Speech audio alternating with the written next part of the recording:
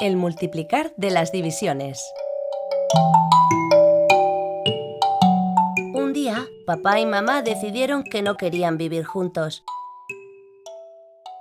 Por eso mi profe de mates pensó que no estaba atento en clase. Yo entendía las divisiones, pero las multiplicaciones todavía no muy bien.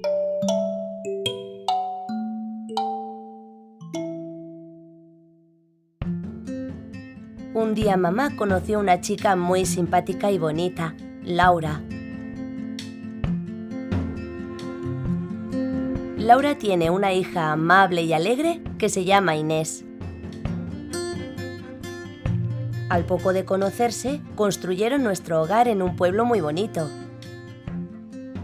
Inés y yo jugamos juntos en el bosque. Al anochecer, leemos juntos al calor del fuego. Las verduras de la huerta de mamá son muy ricas y le llevamos algunas a papá. Papá también conoció a una chica muy maja, Nigara. Jessie y Mike son sus hijos. Papá ahora vive con Nigara. ¡Qué pasada de juegos he aprendido con Mike y Jessie! Ahora, en la escuela voy mejor. Ya entiendo las multiplicaciones. El cariño que recibo se ha multiplicado.